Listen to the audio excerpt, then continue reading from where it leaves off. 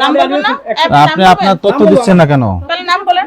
আপনি এদিকে আসেন, ওনাকে যদি আপনি ডিটেইলস বলেন, আপনার ডিটেইলস বলেন। আপনি কই আছেন? আপনি আসেন, এখন আসুন। ওনারা বসে রয়েছে, আপনি আসেন। এখানে স্যাম্পল করে গেছেন, আপনারা তো সবাই ছিলেন। স্যাম্পল তো এখনো জমা দেয়নি, 1 বছর হয়ে গেল। আপনারা এখনো ওই লাইসেন্স নেওয়ার আগ্রহ প্রকাশ করেননি, আবেদন করছেন, স্যাম্পল সিল হয়েছে। সিল হওয়ার পরে ওই স্যাম্পল যে টেস্টিং করতে হয়, সেই টেস্টিং আপনি দায়িত্ব আছে, যিনি আছে উনি আছে। আপনার নাম বলেন। আপনি এদিকে আসেন, ওনাকে যদি ম্যাডাম আপনি ডিটেইলস বলেন, আপনার ডিটেইলস বলেন। আপনার ডিটেইলস বলতে বলছি, বলেন। কিছু করতেছেন না, জাস্ট আপনার ডিটেইলস বলবেন, কিছু না। কথা বললে কথা শুনেন, না হলে আপনি আমাদের সাথে যেতে হবে। আমি তো যাবো নাম বলতে না। নাম বলবেন না?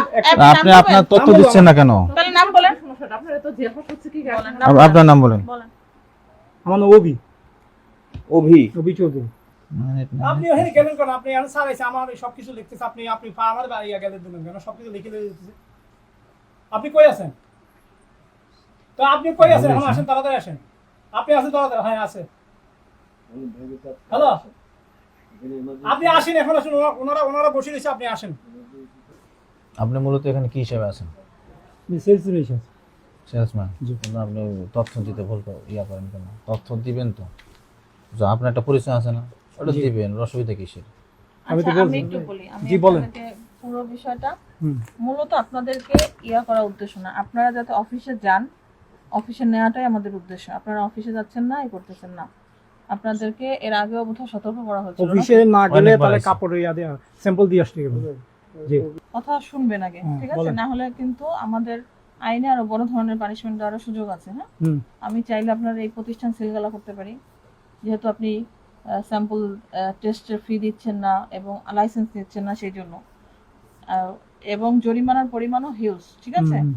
শুধুমাত্র আপনাদেরকে আমি আজকে সতর্কতামূলক জরিমানা করে যাচ্ছি, আপনাকে, আপনার পাশের প্রতিষ্ঠানকে করেছি, যাতে আপনারা অফিসে যান, সরকারের যে ট্যাক্স ভ্যাট আছে ওইটা যাতে দেন। এটাই আপনাকে 10,000 টাকা জরিমানা করা হলো, ঠিক আছে?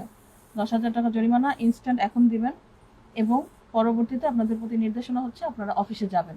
যে স্যাম্পল বলছেন যে আপনি দিয়েছেন, সেই স্যাম্পলের বাকি যে কাজগুলো, যে মূসক দেওয়া, সরকারকে যে ভ্যাট ট্যাক্স দেওয়া, সেটা করতে হবে, প্রসেস শেষ করতে হবে, লাইসেন্স নিতে হবে।